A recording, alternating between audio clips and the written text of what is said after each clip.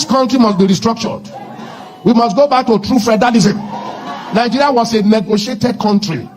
Nigeria is not one country. Nigeria is a country of many nations. How can one ethnic group dominate everybody? It will not happen. It will not happen again. This year, God will deliver this country. Nigeria is a fraud. Our constitution is a fraud. Very unfair, very unkind, no equity. The whole of us will be under one. And if it is an ethnic right that wants progress, it will be a different thing. Repressing us. Now, that evil called Nigeria system will change. Amen. They want to go and carry me. Let them come and carry me. Even there, I will be saying it.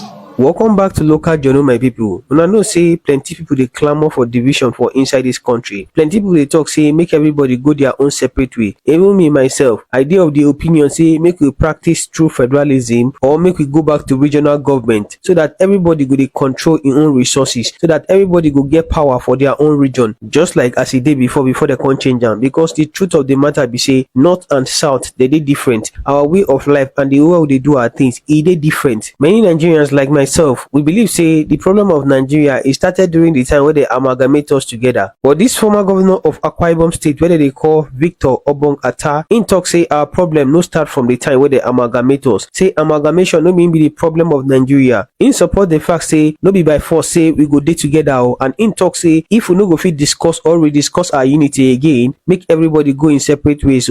But he also talk plenty things based on say he talk say the constitution where we get for inside this country that ain't be the major problem. In talk say no be the constitution where they agree upon be this. It talk say the current constitution where they use for inside Nigeria like this. He say now the military now then package and give us, and now then they use that same constitution, they control Nigeria, they control the government. And now the reason why the military still get power, still they control anything where they happen for inside government up till date. Now in be this. This man talk plenty things inside this video, and we'll go play the video so that we'll go watch everything where in talk. But before I play the video, if today now be the first time you visit our channel, make you like, make you share, and make you subscribe.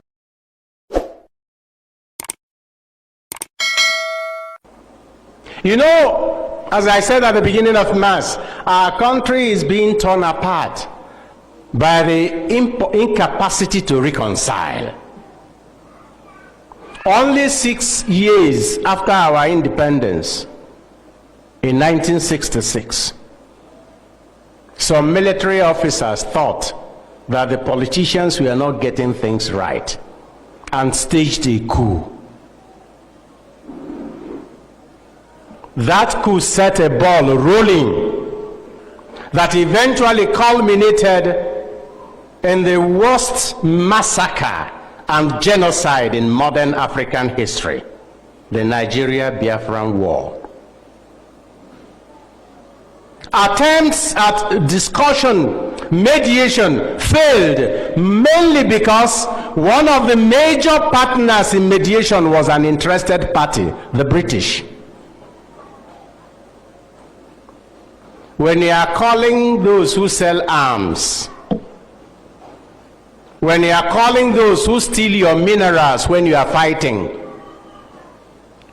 when you are calling those who want your population to be reduced to half to come and mediate between you and your brother because you are quarreling, you can imagine the type of advice he will give you.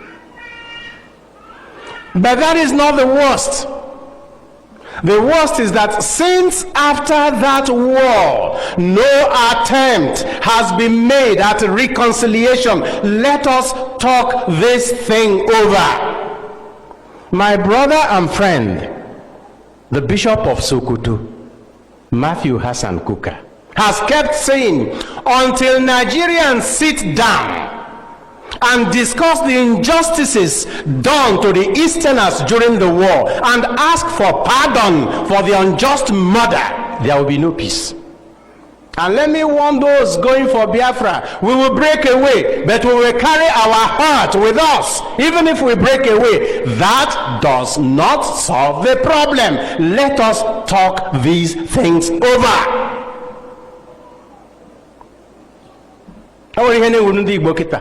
Autonomous community. Autonomous community. Then the gay Jugume cannot or make away into autonomous community about. Good in this, no be happy or land will. I am no one landing with tea. No be happy as I book, heaven do mamma, Kiri, no be happy, I'm going to have Jericho, I am again with your new. I sick away. Nenigu. I make away your own way in the Jasna heck and doesn't have no balako. That does not solve the problem. We can no longer count the number of autonomous communities in Igbo land. And yet we have been unable even to unite and get one extra state to balance the geopolitical zones in Nigeria. Because divided, we cannot stand. Why can't we sit down? Reconciliation takes time. It needs patience. It requires love. After the war, they told us there will be a reconstruction, reconciliation, and rehabilitation. As not one of those things was done. And because we have not been able to talk these things over, the injury that was done to a people is handed from one generation to another generation. Scrapping history from our curriculum in the secondary schools will not solve the problem. The problem will be solved by let us sit down and talk these things over. And if we can't handle it, we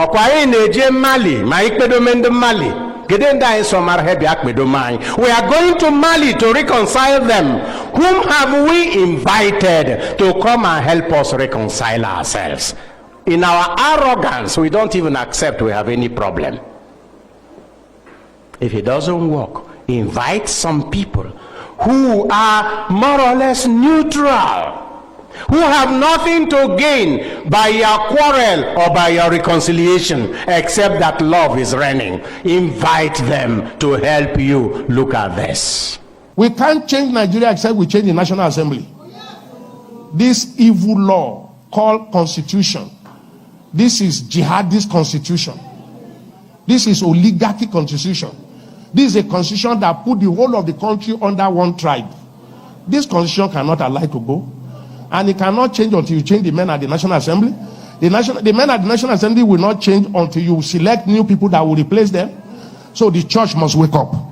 And not only church, patriotic Nigerians must wake up. This country must be restructured. We must go back to true federalism. Nigeria was a negotiated country.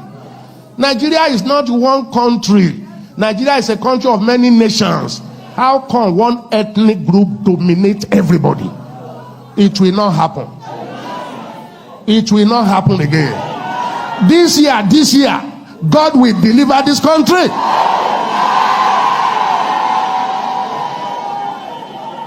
Nigeria is a fraud.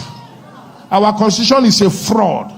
Very unfair, very unkind, no equity. The whole of us will be under one. And if it is an ethnic right that wants progress, it will be a different thing. Repressing us. Now, that evil called Nigeria system will change. Amen. They want to go and carry me. Let them come and carry me. Even there, I will be saying it. You are in the majority, but you are asleep. Minority dominating over you. Changing the law. Terrible law. Those laws must be changed. Change your prayer mode. If you are in our church, we don't pray God save Nigeria. We just pray one country. Nigeria is not one nation. That's the first law we told ourselves. One nation. This country is not one nation. This country is many nations tied together by force. We must agree how to be one. We are not saying we are going to divide, but let everyone rule himself at his own pace, and let's meet at the center. Let's be like the United States of America. New York and New Jersey, they are side by side. They have different law, different policemen, different constitution. That's what it should be. Not somebody who dictates in Abuja, and that is all of us must do. Slow down our education, slow down our economy, slow down our military, make Nigeria unsafe. This evil system, die today! Nigeria will not be free until we send away these evil politicians. They must be replaced. And our constitution must be rewritten. So I'd like to start the conversation by just asking you that if you look at where it is today, where we are today as a country, do you think that we are headed to the future, the great future that all of us actually believe is the destiny of Nigeria? Well, to answer that question, I would ask a rhetorical question. Have we defined where we should be heading? Do we have any compass? And to answer those questions, let me take the smallest units of a society, which is husband and wife. By the time two people want to get married, there's an officiating minister who asks, will you agree to take this person to be your lawful wedded wife, and will you agree to take this person to be lawful wedded husband to care for the and each one must affirm, must say yes, and the other must say yes. That becomes the contract. That becomes their constitution. And they know where they are heading. They know the rules, and they have subscribed to those rules. My question is, have we got a constitution for Nigeria to which we have all subscribed? And my answer is no. What about the Nigerian Constitution? I will tell you exactly why I say no. We were amalgamated in 1914. We were ruled by British Parliament laws and so on. But in 1953, I'm going to make this as brief as I possibly can. In 1953, Antonio removed the motion that we should now be independent. The law said they were not ready. And I won't go into the details of what happened, but so many things happened in between from that time on, including even the Kanu riots that we heard about. But eventually, in 1970, we arrived at the decision. By the time 1960, we arrived at the decision. Now, in that process, Northern Cameroons that was amalgamated with us left. So anybody could have left. That's true. So the people that are now blaming amalgamation for what's happening to us are wrong. I say no. Because they had the option. We all took a decision that we will be a country, and whoever had opportunity, everybody given opportunity to leave or whatever and stay on, and those who stayed on agreed they'll stay on under certain rules and conditions and terms that they all agreed to. That's the critical point. So the 1960 Constitution was written by Nigerians for Nigerians and been operated by Nigerians. I see your point, sir. We modified it in 1963 to take care of our Republican status. But then that was aborted, totally thrown away in 1966 when there was a coup. Since then, we have been governed by a set of coded military edicts that we call a constitution. That's not a constitution that we subscribe to. When we were subscribing to this constitution, Dr. Nnamdi Azikiwe had suggested we should forget all our differences. The Sardauna said, no, we must remember our differences and respect them. Awolowo came with, look, the only thing that can save a pluralistic society like Nigeria is a true federal system. We agreed and subscribed to it. We don't have that anymore. What we have now is an authoritarian system that is, the command is not federal at all. So what we should look at is how do we get back to a set of conditions and terms that will be agreeable to all Nigerians. If we don't do that, we are wasting time. Let me tell you a very quick story. Okay, sir. About 2 weeks ago, there was a story about a young girl, because she's not old enough to vote or be voted for. She was only 14. Okay. Who poisoned the groom and the guests at her wedding because she was being forced into a union that she did not subscribe to. What that suggests is that nobody on this earth will agree to remain in a union if they have not subscribed to the rules and conditions and terms of staying together. So we must not continue to force Nigerians to stay together. without, first of all, spelling out, allowing them to spell out the terms and conditions under which they want to stay together. So, for me, what is wrong, and we have not therefore given us a direction, is the constitution. Okay. We do not have a Nigerian constitution by Nigerians, and the system must change. That system, I've been saying this repeatedly. Chief Adebanjo has been saying it repeatedly. So has Chief Edwin Clark has been saying it repeatedly. And in fact, Professor Ango Abdullah has been saying, if Ango went so far as to say that we should go back to that parliamentary system, which is what we had all agreed to. In 60, yeah. In 1960. Recently, you have you have people like Pastor Tunde Bakare preaching it all the time. Right. You have recently Chief Emeka Anyaku saying, even if you bring angels to come and operate this system, they'll fail. That's a very profound statement to make. And of late, we have younger ones like... And you agree, by the way. Oh, totally, of course. You have younger ones like Dele Farotimi and the president of the Arewa Youth Consultative Forum, Shetima Yerima, yes, saying the same thing. We must change the system. If we agree to change the system, we'll have give ourselves a direction and we'll move forward.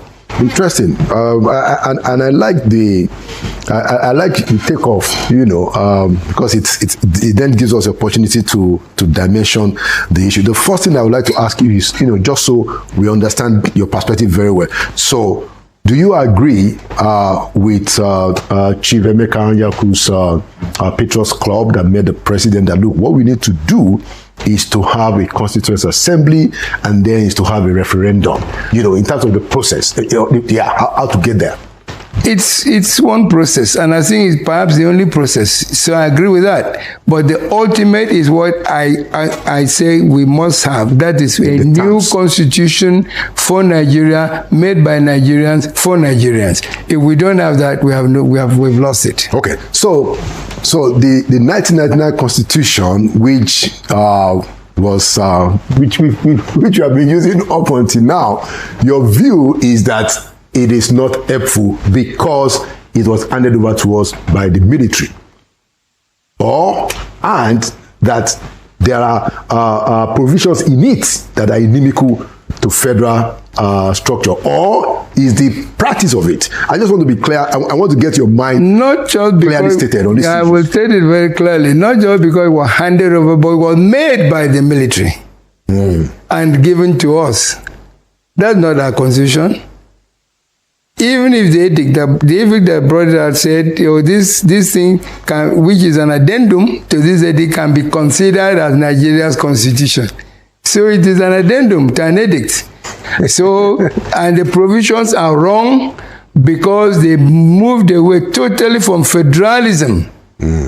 Totally, completely. That's why I'm rather surprised, because you mentioned the fact that, yes, I was governor at the same time as the president, which is correct. Yes. And he's a man that is very particular about federalism. Yes. So I'm rather surprised that till now we have not started the moves to get back to a true federal arrangement.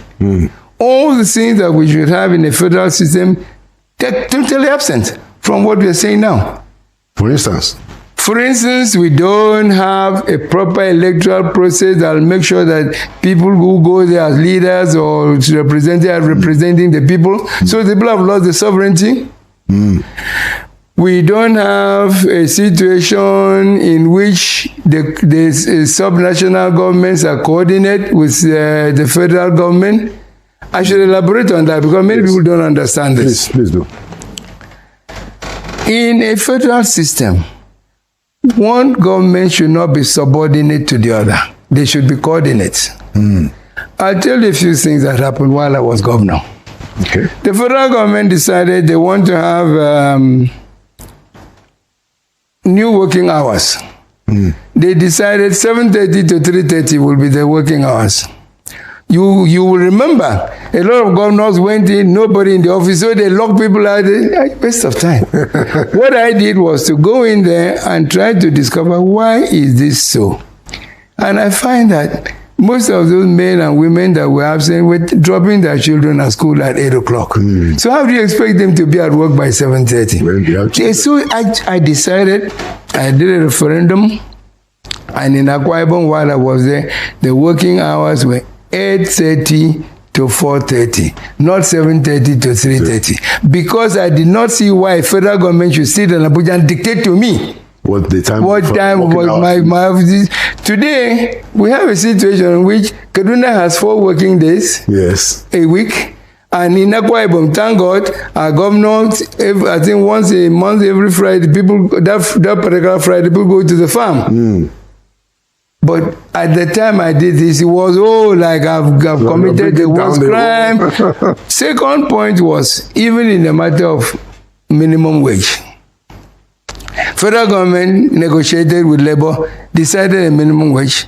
So I called my labor people and said, do you really believe that the federal government should dictate to us what salaries to pay here? In the state? Well, sir, and I said, I don't intend to pay that salary. They said, sir, but if you don't pay, I said, you know what I'm planning to do? To pay 1,000 more than the federal government is paying. Then the attitude changed. I said, but I did that just to prove to the government that you, in a federal arrangement, you cannot dictate to a federating unit what they should do about salaries, about working hours, and so on. I tell you another interesting story. 2 more, in fact, I will tell you. One was the issue of power. Okay. I decided I want to give the Akwa Ibom State power. The president said, no, the federal government is providing power for the country. I said, no, I want to give Akwa Ibom State government power. In the end, I succeeded in building that power station. The president came, and I thought he was happy about what I was doing.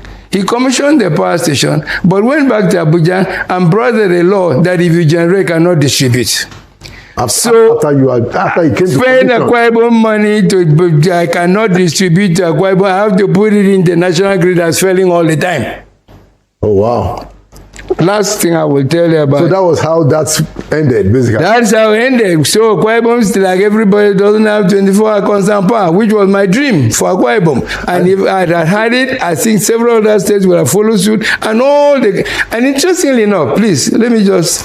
Only this morning I was reading the paper and I heard where our respected Dr. Ngozi Okonjo-Iweala said, we should decentralize power generation, and this. I thank God for her. But that's what I was trying to do.